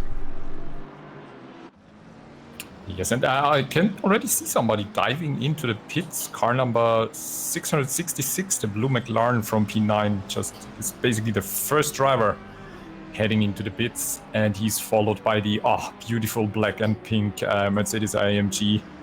I just love the car from Turner. Absolutely, and this is the sort of play you make when you believe that you have a higher pace than your current position in the race would suggest, because this allows them to get out of all of the traffic that is around them and just set some hot laps on their own, hopefully, which means that once everyone else pits, they should be further up the order if they've played it properly. As Zach Morgan gets 30 seconds of penalties, that's a big one.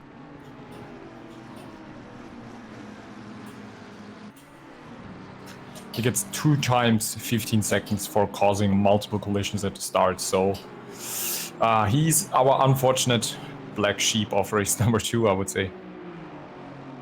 Absolutely unlucky. Field starting to spread out now as we see a second round of pits coming in, getting a few more drivers out of the race. Yeah, car number 16 was turning in right now, I think. GC, the last place right now. It's the battered up Porsche that had, I think, 2 or 3 spins, just rolling out of the pit lane right now. You can see now with 666 selected, Hearn, the first person to come into the pits, and you can see 64 behind him. This is what I'm talking about. Look how far away they are from anyone else. So much clean air now just to carry on throughout the field and just set as hot a lap as they possibly can. Yes, so the question is really now, can you get into this mindset where you just, need to push and, set a really fast outlap and keep on good lap times? Because he's actually not so far behind from the rest of the field. So if he keeps up a good pace, he can definitely make up some positions.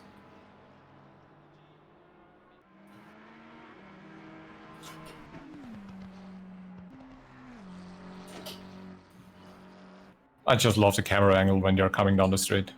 So fantastic, isn't it? As we hop back into the action. A few more of the guys. With this lovely Pringles Ferrari of D Long that is near the back of this sort of early fighting pack.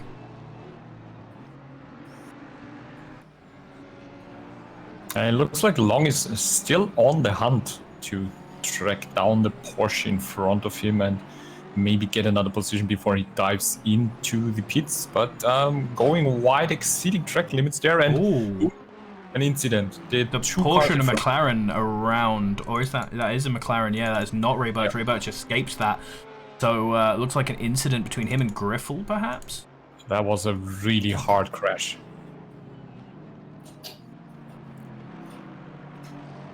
So yeah, while talking about hunting down positions, they were just basically handed to Long in the Pringles mobile.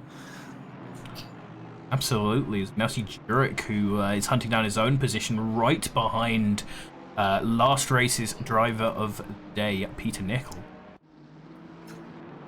Getting very much pressed here. Is that a little dinosaur on the front of Peter? Looks like it. Like that. You notice that? Well, that was the official skin, but it looks like he's done some slight editing. No, yeah, it looks like a custom livery. It might even be the... Maybe it's the mascot of the university he's working with. I have to check with him. Perhaps. As we see Jurek popping his very colourful Honda into the pits. So a couple of our front runners pitting now as Ollie Moss in his fantastic looking Aston Martin is unfortunately going to get a 10-second penalties, while Tweedy and Krampf is hunting him down on track. Yeah, this was as well for causing a collision at the start. So race control is now catching up with all the incidents that happened at the start and in lap 1. And as it looks, actually, Aronovich and the Godzilla seems to be comfortably in the lead with over 3 seconds in front of Chowdhury, our top amateur in the amateur split right now.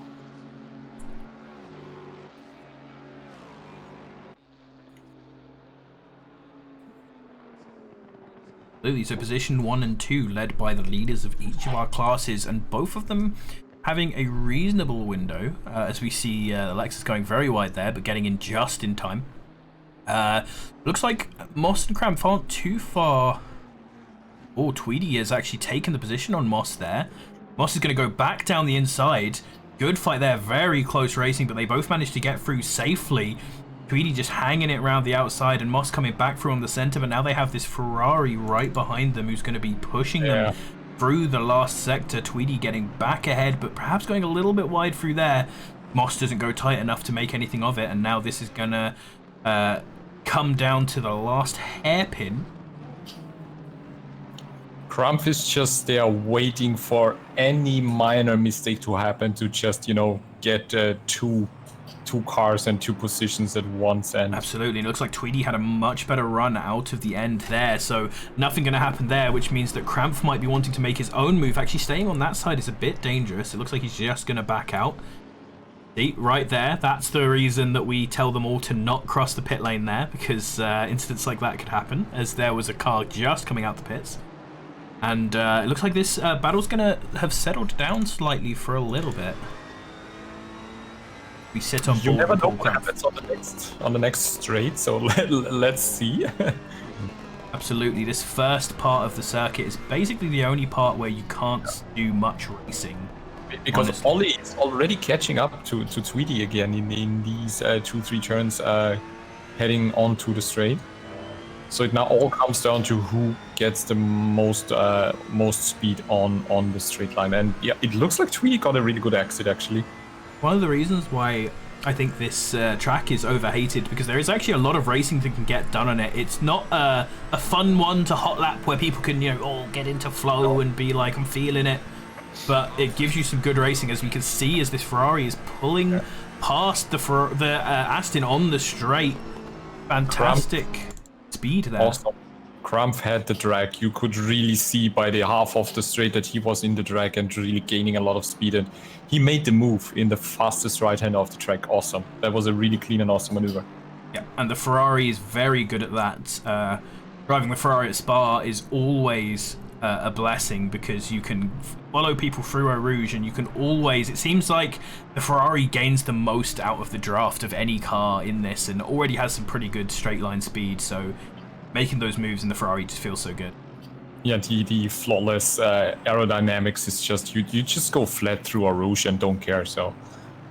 he misses the last corner, unfortunately, and we have a little punt here with Ollie Moss, while Tweedy is saying no more, I need to go to the pits. Tweedy has dived into the pits. Get away from this. Another little tap as these two are rubbing doors coming down the road.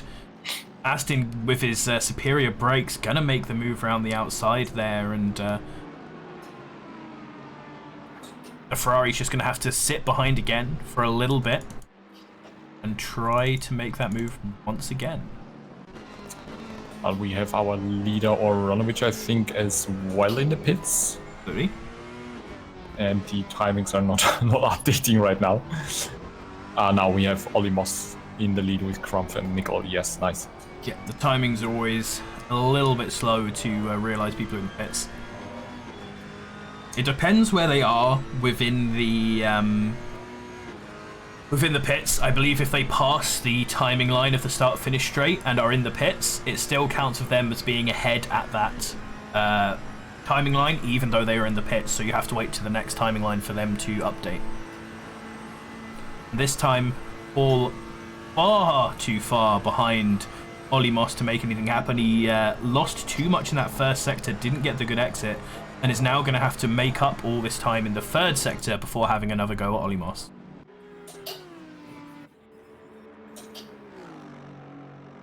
Rest of our field quite spread apart now because we're in that awkward middle stage of the race where so many of our cars are in the pits, and so we don't really have a huge amount of on-track action. Hopefully this will all kick off again once we get to the point where people are coming out of the pits, as we have a bit of on-track action here. You can see the McLaren there going down the side of the Ferrari. This is all for position, it looks like, as we see it looks like Morgan diving into the pits to clear his drive-through as we're watching. Both Moss and Crumph and also Nickel, so P1, 2 and 3 are now diving into pits. Nice. So we're soon going to get to see how the front of this race will drag out as Alan gets a drive-through, possibly speeding in the pit lane, as I believe he'd just come out of that. And he'd already had his penalty for the start of the race. As we see a Lexus there, that was Webb in a reasonable position up there, who's just on the same place he spun, I believe, last race there, having a little bit of an issue with getting around that hairpin in a safe manner, unfortunately.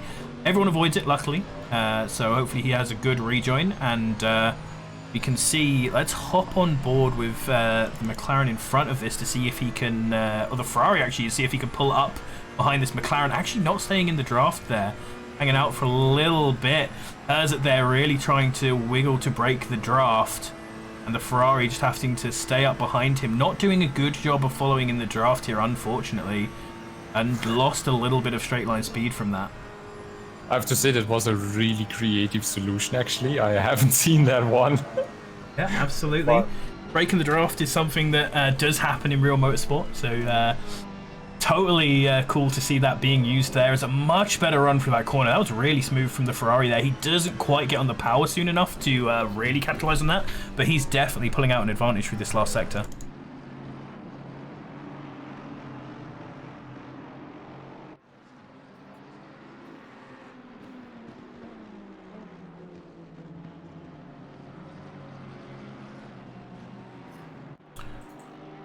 So if we go up to the top, we still have 3 drivers who have not pit. Thibaut Adam, Marcus Haller and Eric Strom have all not pit, but of those who have, Pavel Oronovic is still in the lead and Kalpesh Chowdhury is in second. Daniel Duret has actually made a nice little move up to third, it seems, of those who have pit, but he does have a 10-second penalty. Andrew Hearn and Tom Tweedy, the next two, and then we have Paul Cramp, Peter Nickel, and Ollie Moss, 3 pro drivers before Marco Jurek. And one more, Daniel Groundhofer, who round out the top 10 of those who have pit as 2 more pits. So Eric Strom diving in now just at the end of the pit window. Not going to risk trying another lap right on the bubble there. And this is now everyone has pit unless there is some crazy man at the bottom who hasn't met. And we had a yellow flag on the straight line, which was Zach Morgan in the McLaren. It seems like he was spinning while trying getting into the pits, and he teleported back. And I think that's against the rules, right? I'm not certain if that has been implemented yet. I did see everyone not teleporting to the pits at the end of the last race, so it's possible that they have talked about that. We'll see. It looks like he's truly done in this race anyway. Unfortunately, he had that big penalty early on. So, someone in chat, by the way, has just said several direction changes in the straight. It would not be allowed. I'm not sure if every motorsport is like this, but I know that in a lot of the FIA sports I'm used to, you can change direction as much as you want on a straight. It's the braking zone where multiple changes of directions are not allowed. You can look back at the last race that Jack Aitken won in Formula 2, I believe in Austria, and he did a lot of wiggling on the straights there. It is fine on the straights, not in the braking zone. Yes, I think you're right there. It's just in the braking zone, when you move to the inside to defend the inside line, you should also stay there and not swerve back to the outside and then maybe back to the inside again while braking. In the braking zone, you must pick a line and stay there, because Verstappen abused the hell out of it before that rule was implemented, and they had to stop him. We saw an Audi back marker going off there. I'm not sure exactly who it was. It was orange Audi. I don't think it was Carlos, unless I'm totally forgetting their liveries. But we saw just he didn't hit anyone, so it was fine. Just someone slightly losing it, as we see someone else losing it down at the start of the straight. That was I was hoping I'd find it by going in front of him, but it was... We have another yellow flag in the last sector, which is Chase Meets in the Audi, number 21. There are people all over the place. Looks like after the pit stops with the cooler tires, and you're just getting a bit too motivated. It's easy to lose the car. It was Smeets, the other one who spun, unfortunately. So yeah, a lot of people in this stage of the race not looking good. As we're looking at Paul Cramp right now, who is behind Fernandez. Fernandez, it looks like, is just taking him, even with this 5-second penalty. So Paul Cramp falling back a little bit. He's looked strong during this race, but he just hasn't managed to pull it out slightly, and it's just been slowly falling back. We've got quite a nice pack developing here, as we had a lot of people. We obviously had that period where everyone was getting in the pits, and we had a lot of people far away. But that is Ollie Moss in the Aston Martin at the front, followed by Tom Tweedy in the Freezer liveried Aston Martin, followed by Peter Nickel, Daniel Groundhofer, Louis Fernandez, and Paul Cramp. There we go.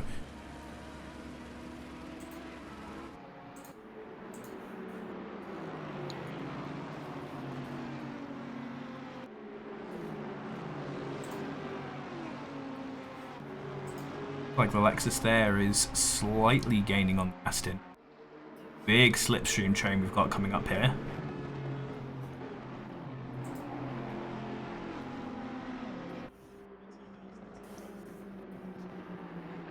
Oh, it's not a dinosaur. It looks like a sort of a wolf's head kind of thing.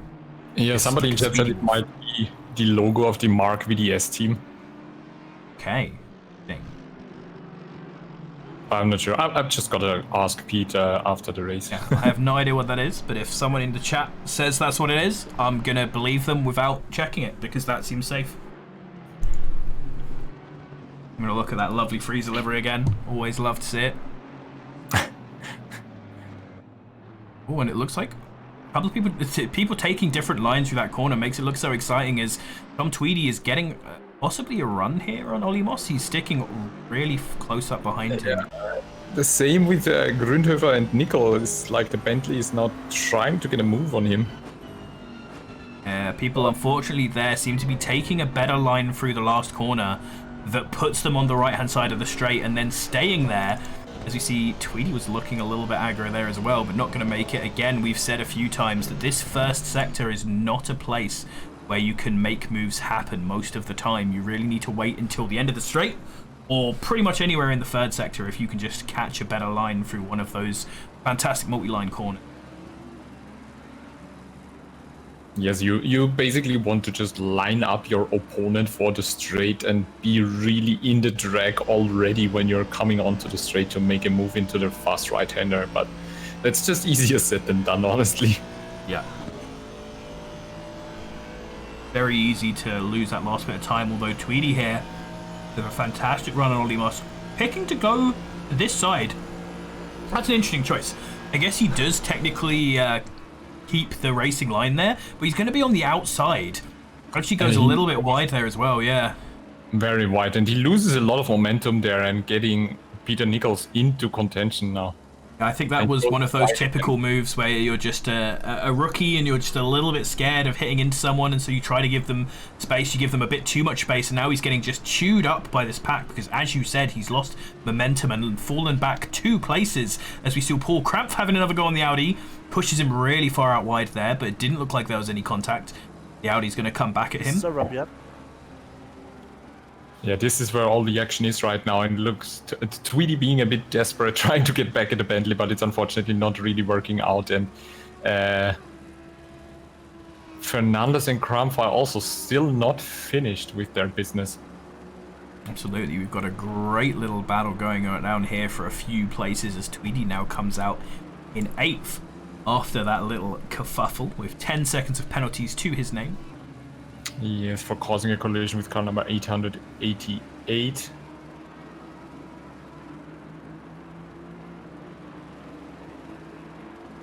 Yeah, and I think that was a bad choice from Tweedy there, going for the outside into that run. I think that's what really messed him up. If he'd have taken the inside, then he wouldn't have had to worry about giving space on the inside. He could have just dived on in there. He may have lost a little bit of space there, as actually we see the Bentley going huge amount round. That's not a place where going wide loses you a particularly high amount of time, though, so he should still manage to make good of this if he can just get nice speed out onto the straight.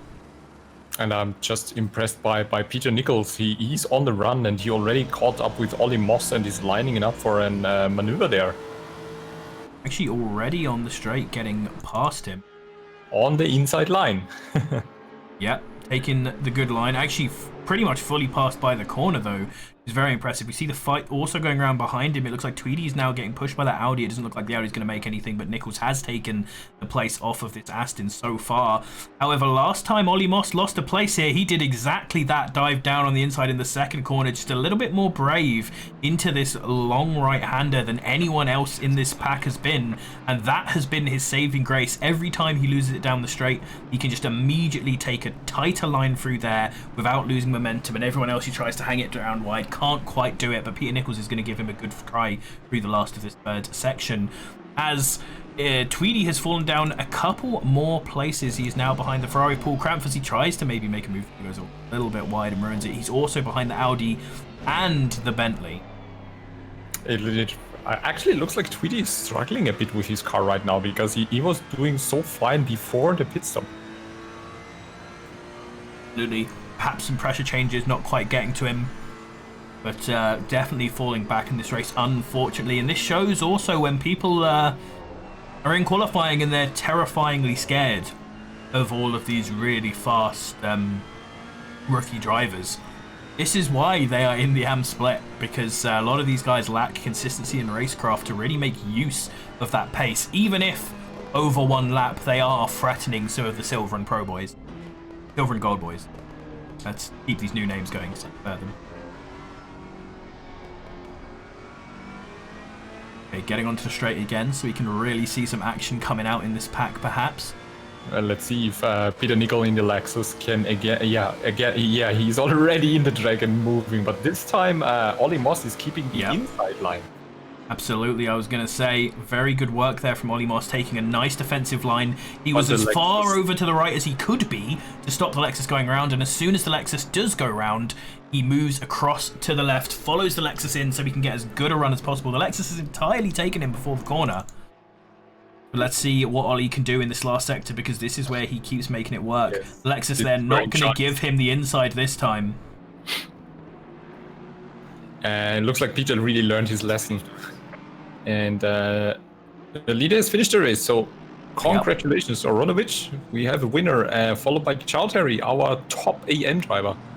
Absolutely, the first couple drivers with no real challenge to them, crossing the line as this back marker is just slightly getting in front of all these drivers. Oh, and he's come over. He's actually taking Nickel out of the race there. That and was bad. All the what is happening there right now, guys? Oh my lord. Everybody absolutely messed everything up with that back marker, and now Paul Krampf is actually going to be the one who crosses the line first, followed by the Audi of Fernandez, followed by Ollie Moss somehow, and then Grunhofer. That was an absolute nightmare there. Oh my lord. Back marker just basically completely messed up the whole group, and Paul Crump from absolutely the last spot of the group going to the front of the group. And that is why it is so important to have a situation like we have at ACCSS with the stewards, because that is an example of how one piece of bad driving can be a real nightmare. And unfortunately for that Audi, he's been the star of the show there in a way that he very much would not wanted to have been. Yeah, so the important lesson here is that if you really get blue flags and see a bunch of drivers behind you coming up, just get out of the way. There's no reason to interfere with anything. Just slow down and let them pass. At that point, when you're so far like through the race and there's so many of these guys come up behind you, literally just park slightly off the road would be fine. Like, just get way out of the way and give up so much time. Absolutely right, yes. So, that's why we are here for in ACCSS. To just learn all these things and just improve for the next time. Absolutely. So a much quicker end to the session this time, which is very nice because I can jump into the timetable, and this time I'm going to remember to set up the podium using the studio mode on OBS before we get there so that I can actually get it right. And therefore, I'm going to ask you to tell me how that race went and what you think of it.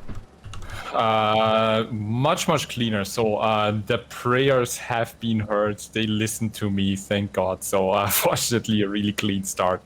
That was an amazing first few laps with just a few notches here and there, some small incidents. So overall, I think the stewards were just glad that they didn't have to sweat as much as they had in the first race. So that's just really nice to see the drivers already improving their performance and learning from the first race to the next race. And I mean, impressive performance by our red flagged amateur drivers in this amateur split, with Chowdhury in the Bentley being the top amateur, and Duret in the Lambo, and then unfortunately Tweedy just back in 10th place, but third for his split, just getting handed down there after punting with the back marker there. So yeah, just a crazy, really exciting race.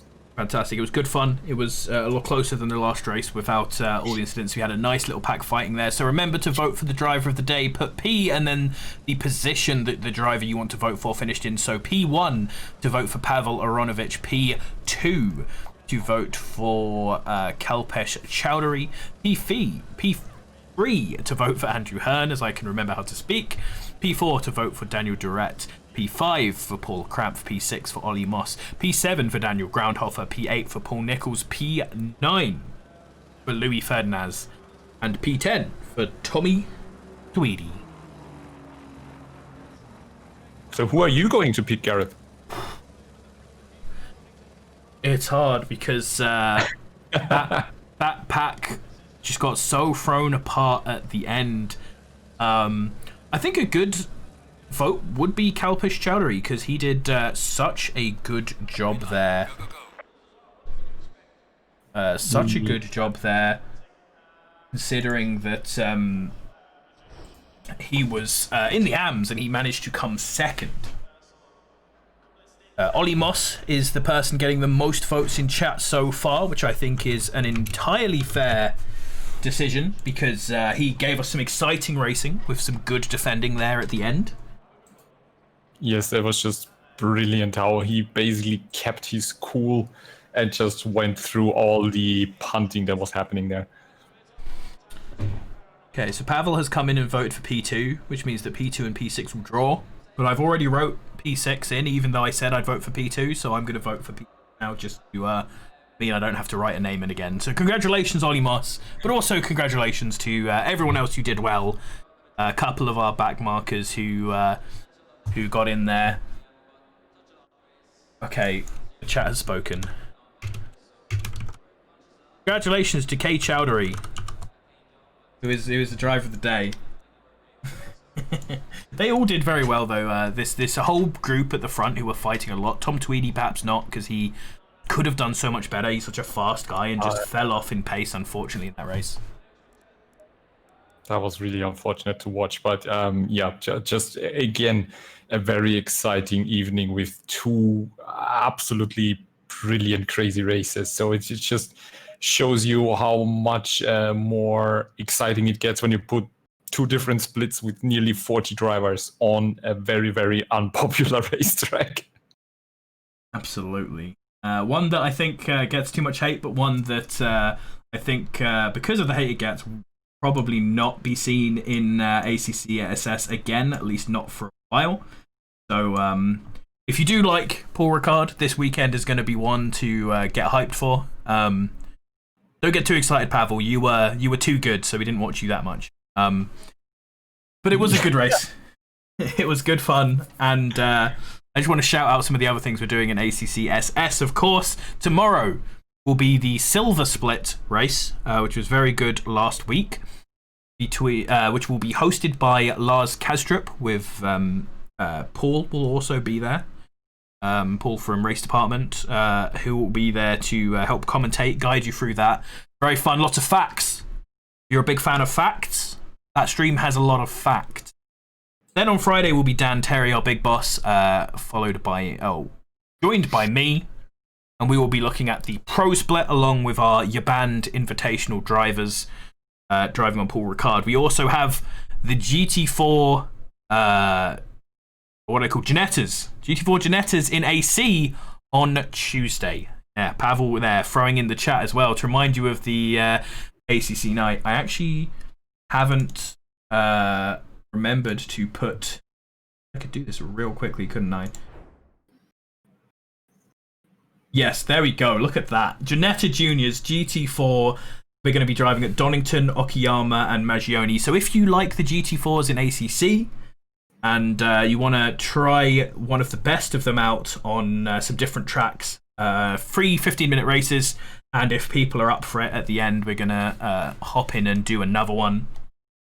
And then I'm sure we'll have something on Wednesday. We're doing the team thing. Obviously, if you want to grab yourself a partner and join in with a team race, we're starting doing some team races, which is going to be very fun. I believe the next one is at Monza. And yeah, I think that's all we have. Do you have any last words for everyone watching, Stefan? Yeah, I think we just got the hashtag of the day in Twitch chat, which is hashtag ban Paul Ricard. Yeah, there's a lot of people going to be with that, and it will definitely be happening, at least for a long while.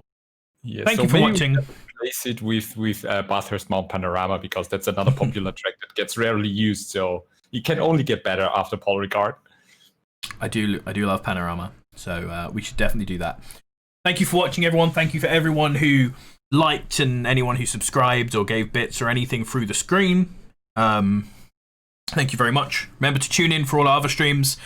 Give the follow. I saw a lot of you following, but make sure you give that follow, because every week we're going to be streaming stuff. And we will see you all tomorrow. Thank you so much, guys. Bye-bye.